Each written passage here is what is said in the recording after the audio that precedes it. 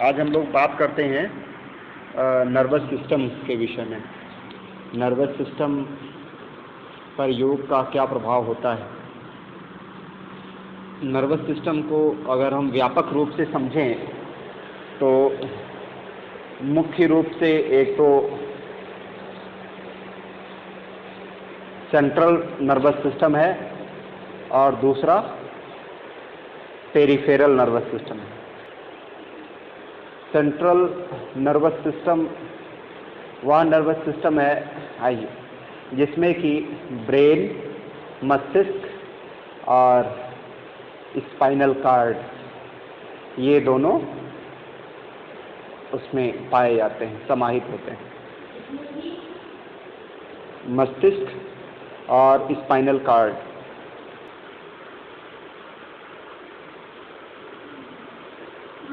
और मेरुदंड, मस्तिष्क और मेरुदंड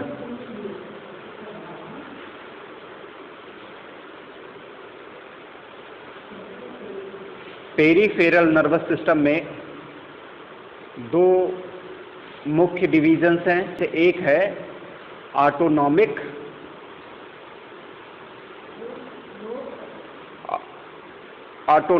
नर्वस सिस्टम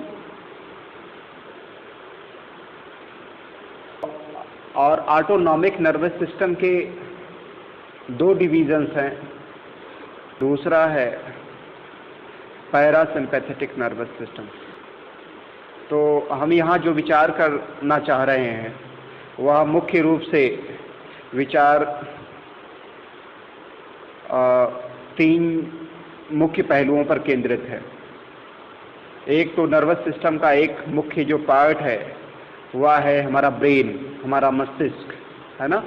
और दूसरा है स्पाइनल कार्ड, ठीक है। जो हमारी स्पाइनल कार्ड है ये हमारा दूसरा मुख्य उसका अंग है। हम लोग बात करेंगे विशेष रूप से विस्तार से कि मस्तिष्क पर हमारे योग का क्या प्रभाव पड़ता है। योग हम करते हैं तो मस्तिष्क में किस तरह के मैकेनिज्म चलते हैं, किस तरह की बीमारियां ठीक हो सकती हैं। फिर हम लोग बात करेंगे मेरुदंड की, मेरुदंड में क्या सुधार आ सकता है, मेरुदंड पर क्या प्रभाव पड़ सकता है, कैसे पड़ता है, उसके बारे में विचार करेंगे। तो सर्वप्रथम हम मस्तिष्क की बात करते हैं। एक तो मैं अपना ही अनुभव शेयर करना चाहता हूँ। डॉक्टर ने मुझे कैंसर बता दिया था और घर वाले सब परेशान हो गए थे और हमने भी यही समझ लिया था जीवन अब समाप्त है। मैं योग का पहले मजाक उड़ाता था। योग अगर किसी को करते हुए देख लेता तो मैं उसको परेशान कर देता था, उसकी हंसी बनाता था। योग का मैं प्रखर विरोधी था और मैं इसके पहले कम्युनिस्ट पार्टी में था। तो कम्युनिस्ट आज भी हूँ, लेकिन अब वह कम्युनिस्ट नहीं रहा जिस तरह कम्युनिस्ट सामान्य तरीके से माने जाते हैं, है ना। तो लेकिन जब ये बीमारी हुई कैंसर, मुझे बताया गया, MRI वगैरह हुई, फिर उसके बाद में एक सज्जन मिले, उन्होंने कहा योग करो सब ठीक हो जाएगा। मैंने योग करना शुरू किया। उसके बाद मैंने जांच वाँच करवाई नहीं कि कैंसर है कि नहीं है, लेकिन मुझे नहीं लगता कैंसर मुझे है ना। मैं अपने को हाँ, मस्तिष्क का कैंसर, ब्रेन कैंसर डॉक्टर ने बता दिया था। और ये बात है 1998 की।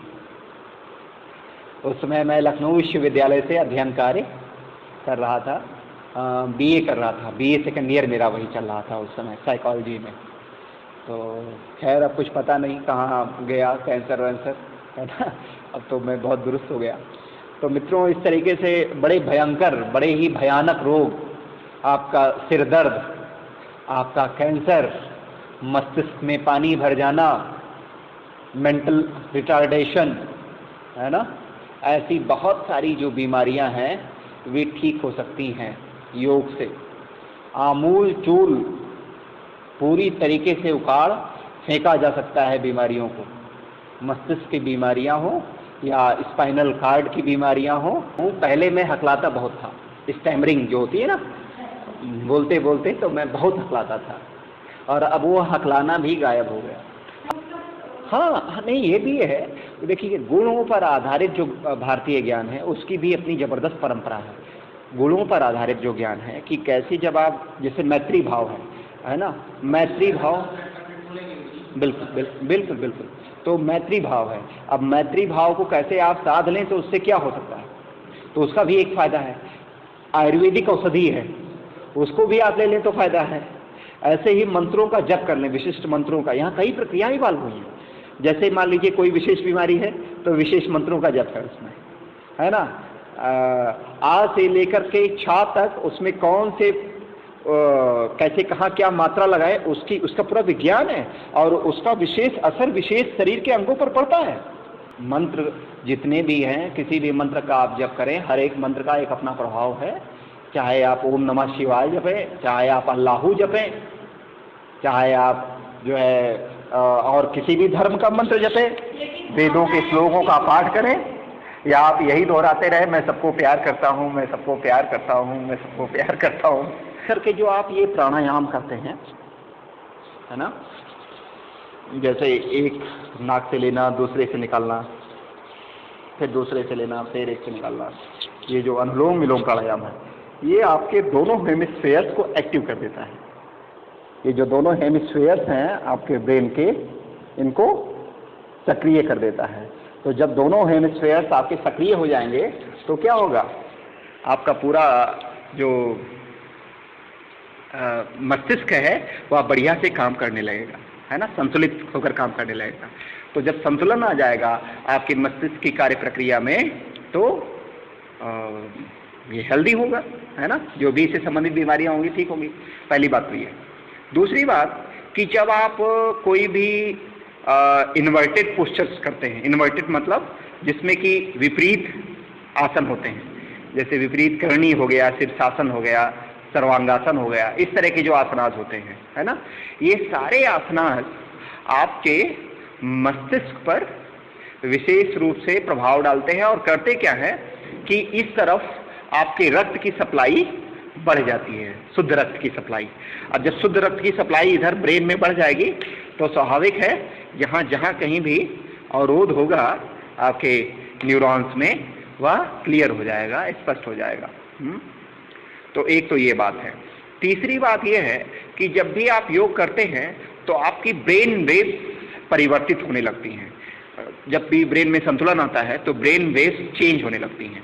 जैसे आप लोगों ने सुना होगा कि अल्फा बीटा, है ना, ये वेव्स होती हैं। तो बीटा वेव तब होती है, सक्रिय होती है जब आप तनाव में होते हैं, है ना, कुछ विभिन्न विषयों के बारे में आप सोच रहे होते हैं, तो बीटा वेव्स होती हैं। अल्फा वेव्स तब होती हैं जब आप शांत मन स्थिति में होते हैं, है ना, जब आप शांत मन स्थिति में होते हैं।